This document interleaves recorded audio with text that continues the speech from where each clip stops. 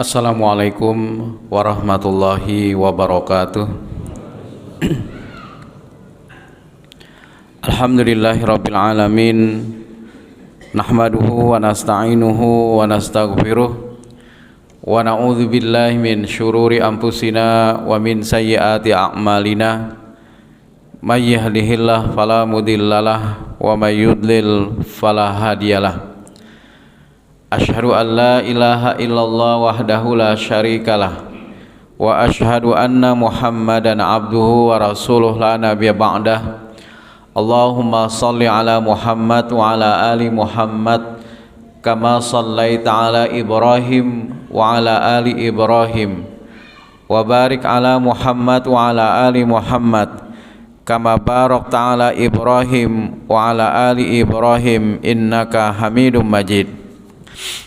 Faqala Allah ta'ala a'udzu billahi minasyaitonir rajim. Ya ayuhan nasu taqu rabbakumul ladzi khalaqakum min nafsin wahidah wa khalaqa minha zawjaha wa batha minhuma rijalan katsiran wa nisaa'a wattaqullaha alladzi tasaaluna bihi wal arham innallaha kana 'alaikum raqiba. Amma ba'du. Bapak-bapak, ibu-ibu, hadirin wal hadirat, jamaah subuh rahimani wa rahimakumullah.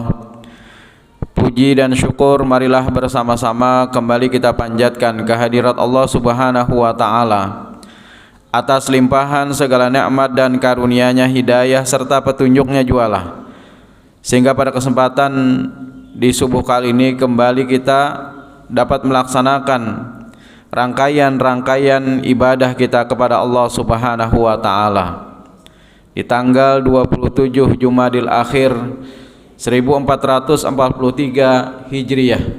Allah masih memberikan kesempatan kepada kita semua. Oleh karena itu, siogianya lah kita memanfaatkan waktu dari sisa-sisa umur kita dalam rangka meningkatkan ketakwaan kita kepada Allah Subhanahu wa taala. Sehingga suatu ketika Mu'adz bin Jabal pernah dipegang tangannya oleh Nabi sallallahu alaihi wasallam. Ya Mu'adz, wallahi la uhibbuka, wallahi la uhibbuka. Wahai Mu'adz, sesungguhnya aku mencintaimu, kata Nabi. Sesungguhnya aku mencintaimu. Kemudian Nabi sallallahu alaihi wasallam memberikan nasihat kepada Mu'adz. Wahai Mu'adz, setelah salat tidak lupa hendaknya engkau berdoa kepada Allah Subhanahu wa taala dengan doa ini agar dimudahkan oleh Allah dalam setiap ketaatan atau juga berdoa kepada Allah agar memudahkan dalam melaksanakan kebaikan-kebaikan dalam kehidupan. Apa doa yang diajarkan oleh Nabi? Allahumma a'inni ala dzikrika wa syukrika wa husni ibadatik. Salawat dan salam semoga senantiasa tercurah kepada Nabi kita Muhammad sallallahu alaihi wasallam beserta keluarga, para sahabat, tabi'in serta pengikut beliau yang senantiasa istiqamah menjalankan sunnah-sunnah makbulahnya hingga akhir zaman. Bapak-bapak, ibu-ibu, hadirin wal hadirat rahimakumullah. Dalam hidup ini sebenarnya terkadang kita dilalaikan dengan sampingan-sampingan atau sesuatu yang ternyata itu adalah bukan menjadi prioritas dalam kehidupan. Betapa banyak orang yang terbuai kemudian tersesat karena dia lalai dalam fokusnya yang utama dalam kehidupan dunia. Dia mencari rizki siang dan malam, tidak mengenal batas waktu, bahkan halal dan haram tidak dia pedulikan. Padahal rizki yang Allah Subhanahu wa ta'ala berikan kepadanya itu tidak pernah luput walaupun hanya sesuap nasi, Pak. Allah menjamin rizki kita, bahkan tidaklah dimatikan seseorang kecuali telah Allah rampungkan semua rezeki-rezeki untuknya. Jadi Allah tidak akan mematikan seseorang kecuali rizki tersebut sudah diberikan kepadanya sebagaimana yang telah Allah tetapkan. Sehingga buat apa lagi seseorang pusing atau bahkan melakukan segala cara untuk mendapatkan rizki, padahal rizki tersebut sudah dijamin oleh Allah Subhanahu wa ta'ala. Cecak yang tidak bisa terbang saja dijamin rizkinya oleh Allah, dan bahkan rizkinya adalah nyamuk yang terbang. Tetapi karena itu semua sudah ditetapkan oleh Allah Subhanahu wa ta'ala, sehingga tidak ada berita cecak mati kelaparan. Yang ada itu manusia, Pak. Nah, Bapak-bapak, Ibu hadirin wal hadirat rahimakumullah, oleh karena itulah dengan kita berpikir ulang, mengkaji kembali, tentu akan menjadi suatu introspeksi bagi kita, sampai sejauh mana selama ini kita telah kasbur rizki, mencari rizki. Apakah kita mencari tanpa mengindahkan mana yang halal dan mana yang haram? Dan Nabi sallallahu alaihi wasallam sudah memperingatkan hal ini. Ya'ti 'alan nas zamanun, kata Nabi, akan datang suatu masa di antara manusia yang mereka tidak lagi memperdulikan aminal halal au minal haram, apakah bersumber dari sesuatu yang halal atau bersumber dari sesuatu yang haram. Bahkan mungkin kita pernah mendengar satu cerita, ada seorang pemuda yang pada saat itu ingin bertaubat dengan masa kelamnya di masa lalu. Kemudian dia pun berkelana mencari seorang ustadz atau mencari seorang syekh yang bisa mengajarkan ilmu untuknya. Kemudian pada saat itu mampirlah dia di sebuah masjid. Ada seorang ustadz atau syekh. Syekh ini sebenarnya orang tua, Pak. Jadi jangan bangga kalau pian di Arab dipanggil orang syekh. Syekhun, syekhun itu artinya orang tua, orang yang sudah berumur, itu namanya syekh. Ya syekh misalnya, kalau orang Arab memanggil kita ya syekh itu artinya kita dituakan. Tapi kan kalau di sini syekh itu dianggap sebagai orang yang dimuliakan atau orang yang dianggap memiliki kelebihan ilmu. Pada saat itu datanglah pemuda tadi menghampiri sang syekh. Setelah dia mengajar, orang tua tadi mengajar di satu majelis ilmu, kemudian pemuda tadi pun menghampiri, ya syekh, saya telah melewati masa hidupku yang kelam di masa lalu. Saat ini saya sadar dan ingin bertaubat. Oleh karena itu saya memulai hari saya dengan mempelajari ilmu terlebih dahulu, karena yang namanya amal tanpa ilmu bisa jadi nanti akan tersesat, Pak. Jadi oleh karena itu penting juga bagi kita untuk menimba ilmu dari setiap kajian menuju kajian berikutnya. Tiada lain adalah untuk menyesuaikan amal-amal kita. Apakah amal-amal tersebut sudah sesuai dengan apa yang diperintahkan oleh Allah dan sesuai dengan apa yang dicontohkan oleh Rasul sallallahu alaihi wasallam.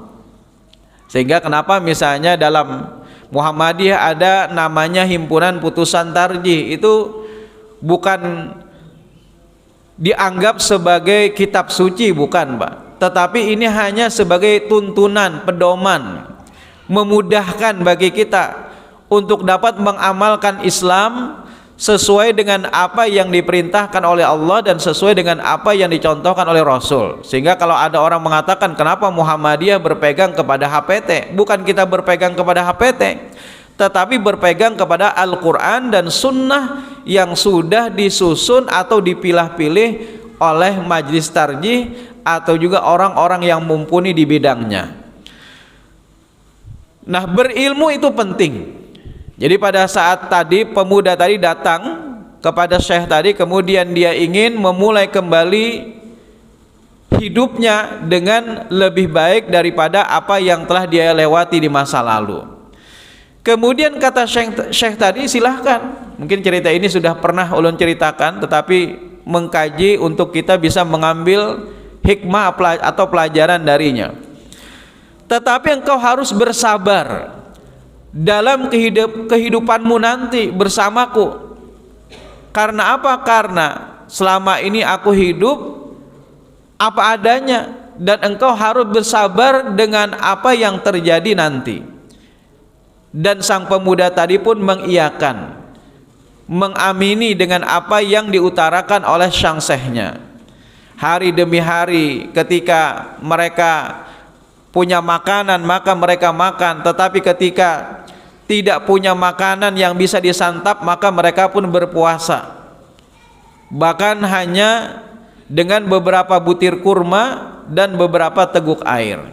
Suatu ketika pada saat sudah 3 hari lamanya Pak, sang pemuda tadi dan syekh tadi tidak makan kecuali hanya beberapa butir kurma dan juga beberapa teguk air.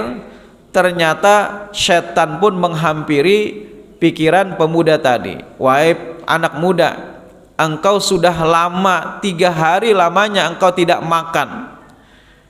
Carilah barang sebentar, mungkin ada rezeki yang bisa engkau makan bersama syekh. Akhirnya sang pemuda tadi pun terbujuk rayu dengan godaan setan. Akhirnya dia pun memanjat tembok dari masjid tersebut Pak. Jadi masjid pada saat itu biasanya berdampingan dengan rumah-rumah penduduk. Sang pemuda tadi pun memanjat tembok, kemudian dia ingin masuk ke dalam rumah yang pertama. Tetapi pada saat dia ingin masuk ke dalam rumah yang pertama, dia kaget, ternyata di situ ada wanita yang sedang terbuka auratnya.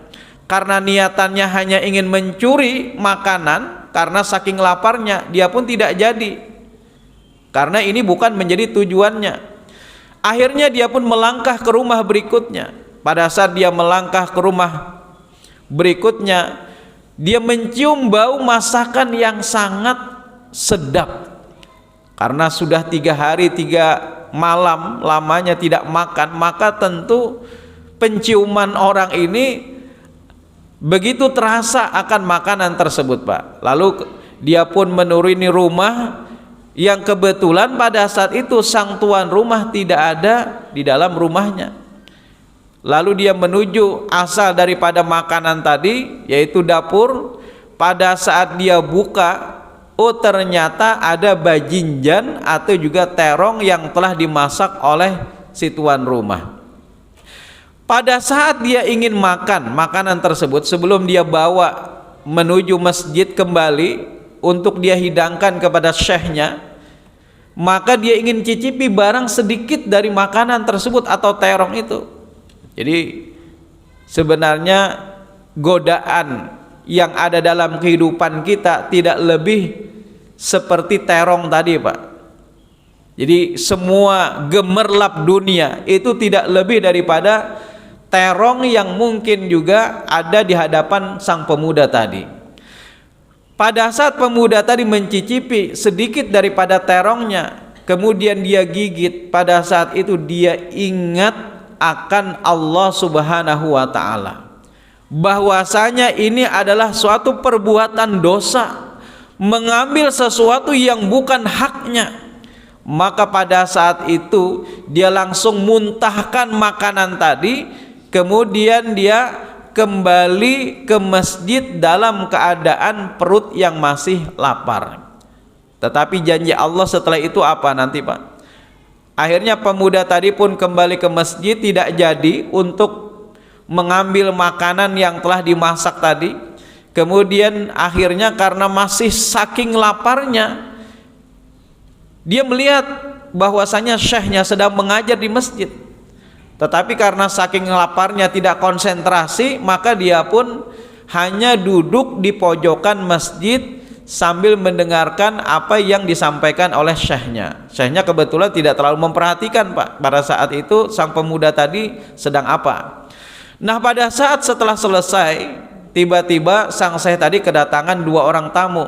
ada orang tua bersama dengan anak perempuannya.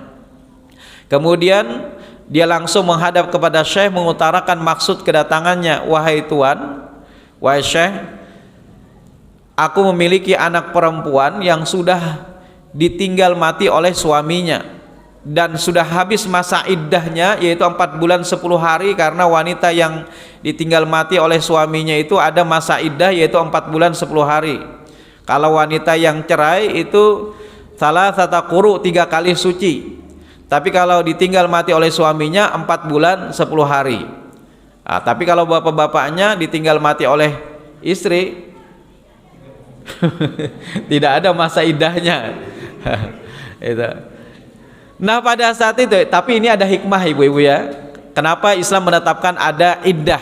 Tentu ada hikmah tersendiri dari apa yang telah ditetapkan Islam tentunya. Pada saat itu akhirnya apa? Orang tua dari perempuan tadi ini ingin minta carikan adakah jodoh yang bisa dinikahkan dengan putriku ini, yang kebetulan suaminya terdahulu adalah seorang yang kaya raya Pak, yang meninggalkan atau mewariskan banyak harta. Kemudian pada saat itu Syekh ini pun berpikir siapa di antara murid-muridnya ini yang bisa dipersandingkan dengan wanita ini. Ternyata pikirannya tertuju kepada sang pemuda tadi yang sedang duduk di pojokan masjid pada saat itu. Ya fulan huna, wahai anak muda kesini. Kemudian anak muda tadi pun mendatangi Syekhnya. Ada apa wahai Syekh? Begini wahai pemuda, maukah engkau aku nikahkan sekarang? Kemudian sang pemuda tadi hanya diam, tersipu malu, karena dia juga berpikir dengan apa dia bisa memberikan hidup untuk calon istrinya, karena dia tidak memiliki apa-apa. Kemudian untuk kedua kalinya ditanyakan lagi oleh sang Syekh tadi, wahai anak muda, maukah engkau aku nikahkan? Tetapi ternyata sang pemuda tadi pun hanya diam. Untuk ketiga kalinya ditanyakan kembali. Kemudian sang pemuda tadi pun baru terucap dari mulutnya, wahai Syekh, selama ini aku numpang bersama dirimu, bagaimana aku mau menghidupi calon istriku nanti? Kemudian kata sang Syekh tadi, engkau tidak perlu khawatir wahai anak muda, karena sesungguhnya wanita yang akan aku nikahkan denganmu adalah seorang wanita yang telah ditinggal mati oleh suaminya dan dia diwariskan banyak harta, dan tidak perlu engkau khawatir setelah ini engkau bisa bangun usaha dan segala macamnya dari harta yang telah ditinggalkan mati oleh suaminya. Akhirnya sang pemuda tadi pun mengiyakan, wali daripada perempuan itu sudah ada. Kemudian akhirnya langsung dinikahkan pada saat itu juga. Sang pemuda tadi pun diajak, dibimbing oleh suaminya untuk pulang ke rumahnya. Kemudian pada saat itu kagetlah sang pemuda tadi Pak. Ternyata rumah wanita ini adalah rumah yang barusan dimasukinya, ingin mencuri terong atau bajinjan di dalam rumah tersebut. Oh, dak dikduk pemuda tadi Pak. Oh, mungkin setelah ini, setelah tahu ketahuan, bisa jadi ini langsung dicerai ini, bisa jadi. Tetapi ternyata apa Pak? Pada saat wanita tadi berkata, wahai suamiku, tunggulah sebentar, duduklah, aku ingin hidangkan makanan untukmu. Pada saat wanita tadi pergi ke dapur ingin menghidangkan makanan untuk suaminya, betapa kagetnya dia. Ternyata makanan itu sudah terbuka dan ternyata sudah ada sehimpil yang sudah rusak atau termakan oleh seseorang. Sang istri pun berteriak, kemudian didatangi oleh suaminya, wahai ada apa wahai adinda?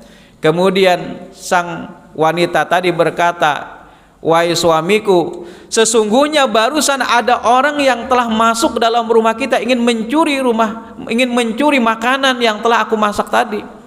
Kemudian karena pemuda tadi adalah seorang pemuda yang ingin mengakui akan kesalahannya dan dia tidak ingin menutup-nutup dari apa yang telah dia lakukan, gentlemannya laki-laki ini, dia pun berkata, wahai adinda, sesungguhnya yang barusan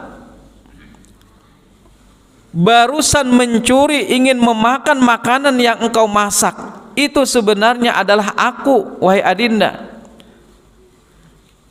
Aku yang telah memakan makanan tersebut, tetapi apa? Tetapi pada saat itu Allah menyadarkanku bahwasanya itu adalah bukan hakku, maka aku pun memuntahkan segera makanan yang telah aku makan tadi. Itu masih ada bekas luakannya, aku kan jadi makan tadi.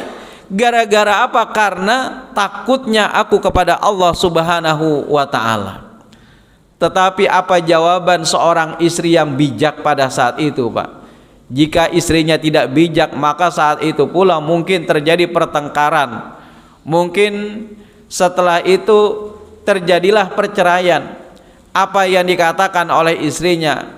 Wahai suamiku, man taraka syai' illa abdala khairan minhu. Barang siapa yang telah meninggalkan perkara-perkara yang Allah haramkan, sesuatu yang Allah haramkan, maka Allah akan gantikan dengan sesuatu yang lebih baik daripada itu.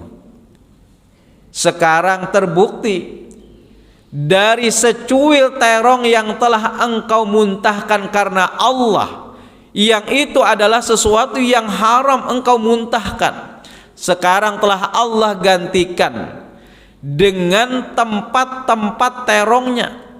Seluruh terongnya, tempat-tempat terongnya, bahkan juga telah Allah gantikan dengan orang yang telah memasak terongnya. Bapak-bapak, ibu hadirin wal hadirat rahimani wa rahimakumullah. Mungkin dalam kehidupan kita, dalam waktu yang telah kita lewati, dalam kasbur rizki yang telah kita selama ini usahakan, ada sesuatu yang ternyata berasal dari sesuatu yang haram, Pak. Maka tentu ini adalah suatu penghalang bagi kita. Bisa jadi adalah penghalang dari doa-doa yang tidak diijabah oleh Allah Subhanahu wa ta'ala, penghalang daripada ibadah-ibadah yang tidak diterima oleh Allah Subhanahu wa ta'ala. Bahkan seseorang yang melaksanakan ibadah haji sekalipun, Pak, melaksanakan ibadah umrah berkali-kali, tetapi ternyata dari apa yang telah dia usahakan itu bersumber dari sesuatu yang haram, maka jangankan dia sampai melaksanakan ibadah di sana, di Masjidil Haram, di Masjid Nabawi, pada saat dia melangkah menaikkan kakinya di atas kendaraan, akan ada suara dari langit, sesungguhnya perbekalan yang kamu bawa adalah perbekalan yang haram, sesungguhnya perjalanan yang mengantarkanmu adalah perjalanan yang haram, wa hajjuka mardudun, dan haji kamu adalah haji yang tertolak. Nauzubillah. Oleh karena itu kita berharap dari apa yang terjadi di masa lalu, maka tentu kita beristighfar, menimpali dengan suatu kebaikan. Tetapi yang namanya urusan muamalah itu harus diselesaikan juga di dalam koridor sesama manusia, Pak. Kalau urusan dengan Allah, dosa kita kepada Allah, cukup dengan istighfar, selesai. Dan istighfar yang kita lakukan kapanpun dan dimanapun, sekalipun di tempat yang sunyi, kita beristighfar dari dosa-dosa kesalahan yang kita lakukan di masa lalu, maka selesai. Tetapi lain halnya kalau itu urusan muamalah, Pak, urusan antar sesama manusia yang tidak selesai, tidak cukup selesai hanya dengan istighfar kita kepada Allah Subhanahu wa ta'ala. Tetapi kalau urusan muamalah, urusan harta, maka kita harus selesaikan di antara sesama manusia, Pak.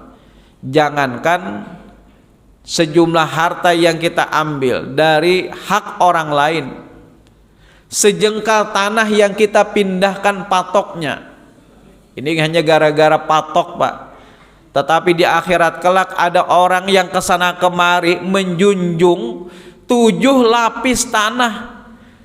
Ketika orang sudah pada kalang kabut memikirkan nasibnya di akhirat, Pak, tetapi masih ada orang yang ternyata ke sana kemari hanya menjunjung 7 lapis tanah yang dia angkut ke sana kemari, padahal yang diambilnya hanya sejengkal tanah dari tetangganya. Nauzubillahi min dzalik.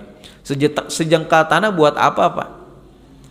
Yang kita pindahkan patoknya hanya gara-gara ingin melebarkan tanah kita, kemudian kita pindahkan patok orang lain, tetapi ternyata itu adalah hak orang lain, maka tentu ini adalah luar biasa akibatnya. Apalagi nang berlapis-lapis, Pak. Konon katanya banyak tanah yang di situ berlapis-lapis tumpang tindih kepemilikannya. Ini ada orang-orang tertentu yang tentu tidak terpikir sedikit pun akan beratnya yang dijunjungnya pada hari kiamat kelak. Nah, oleh karena itulah ada beberapa tuntunan bagi kita untuk bisa menyelesaikan persoalan-persoalan yang erat kaitannya dengan sesama manusia, Pak. Jadi kalau misalnya kita suatu ketika pernah melakukan satu kesalahan dari mengambil hak orang lain, maka apa saja yang mesti kita lakukan?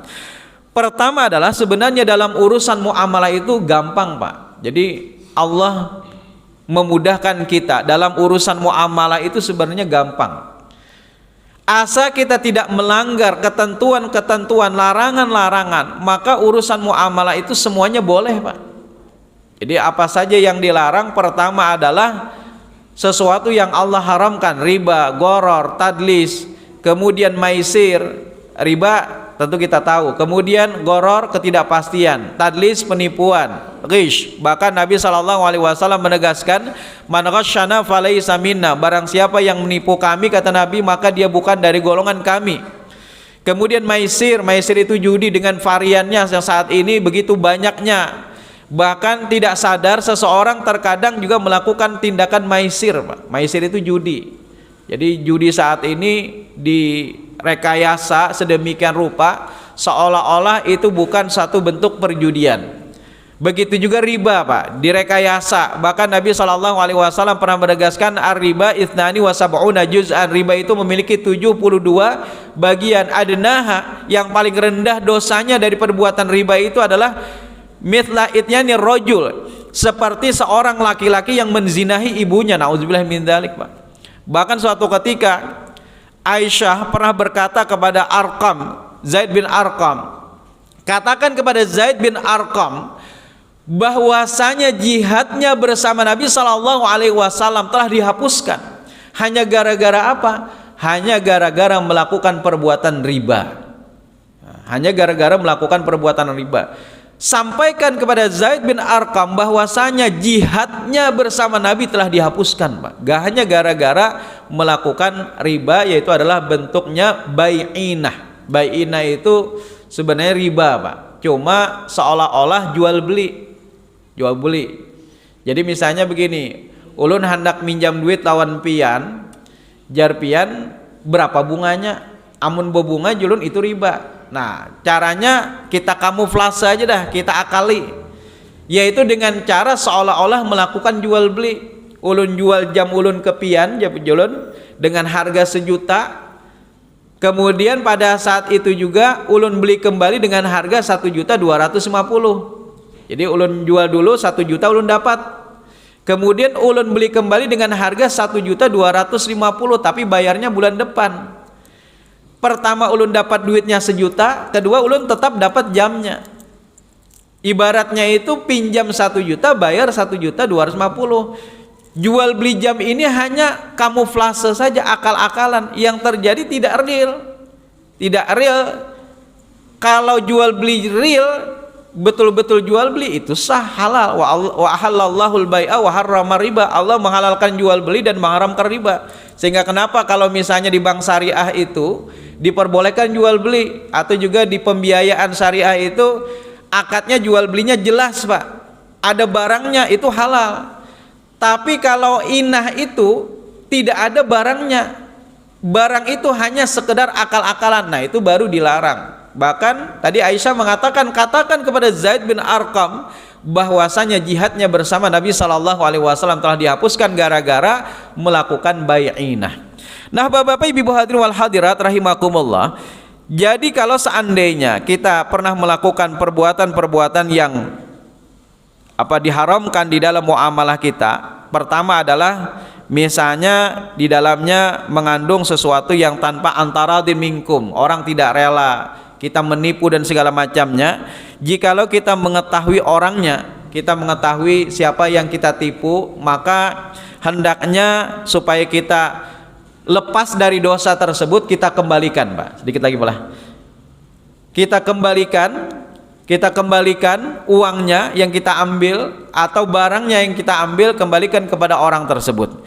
Nah, kalau seandainya orangnya tidak ada, kita tidak menemukan lagi. Bahari kita misalnya di kantin, awan ibu kantin bepadah makan wadai 1, padahal makan wadainya 10. Kebetulan yang dimakan wadai 1 ngarannya. Maka caranya bagaimana? Caranya adalah dengan kita infakkan, Pak. Misalnya sudah kita cari nih, acil kantinnya sudah kada ada lagi. Di kantin kita SMA Bahari, ya sudah. Caranya satu-satunya adalah dengan kita infakkan. Tapi niatannya adalah hadza li fulanin. Ini adalah untuk si fulan yang pernah ulun ambil harta sidin Bahari. Kalau nanti suatu ketika sidin datang, ada misalnya siapa ahli warisnya atau siapa, maka ulun akan berikan pilihan sebagaimana Ibnu Abbas pernah suatu ketika pada saat itu beli budak, Pak, beli budak.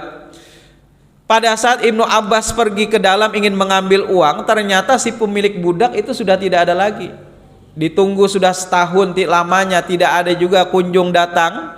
Akhirnya Ibnu Abbas pun mengatakan bahwasanya ini aku akan infakkan, kalau dia datang maka aku akan berikan pilihan kepadanya, apakah pahala infak yang pernah aku berikan dulu untukku, maka aku akan ganti uangnya. Tetapi kalau seandainya dia rela, maka pahalanya adalah untuknya. Jadi kalau misalnya kita pernah melakukan mengambil hak orang di masa lalu, jikalau kita masih ketemu orangnya, maka kita kembalikan. Kalau misalnya tidak ketemu lagi, maka tentu dalam hal ini kita bisa infakkan dari apa yang telah kita lakukan di masa lalu. Nah, kalau misalnya dari harta yang kita ambil itu berkembang sudah, Pak, yang dulunya misalnya cuma 1 juta sekarang jadi 1 miliar, maka dalam hal ini terjadi 2 pendapat di kalangan para ulama. Pendapat pertama, berikan seluruhnya. Jadi kalau misalnya dulu 1 juta kemudian sekarang berkembang menjadi 1 M, maka berikan 1 M, berikan 1 M-nya, berikan kepada dia, kembalikan kepadanya, yaitu sebesar apa yang sudah berkembang. Itu pendapat yang pertama.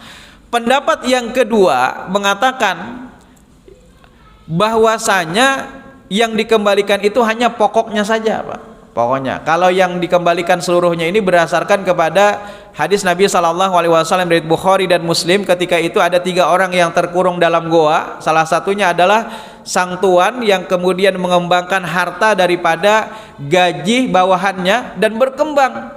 Akhirnya bawahannya datang suatu ketika menagih gajinya yang dulu. Kemudian sang tuannya mengatakan, semua unta-unta dan kambing-kambing yang banyak di padang luas ini adalah milikmu dari hartamu yang dulu. Akhirnya karena ini miliknya dibawa semuanya, Pak. Tidak ada yang disisakan satupun untuk sang tuan yang telah memeliharanya. Tetapi kata sang tuan tadi, ya Allah, jikalau itu adalah engkau anggap sebagai amalku yang ikhlas, maka bukakanlah pintu gua. Akhirnya pintu gua terbuka. Sehingga kenapa pendapat para ulama kelompok pertama mengatakan kembalikan seluruhnya, tetapi kelompok kedua mengatakan kembalikan pokoknya saja, Pak. Kalau misalnya kita dulu pernah mengambil harta orang, kemudian berkembang saat ini menjadi 1 miliar, dulunya 1 juta, maka kembalikan 1 juta. Kira-kira di antara 2 pilihan ini pilih yang mana, Pak? Kira-kira banyak nang milih nang 1 juta aja, Bang, Pak, pinanya.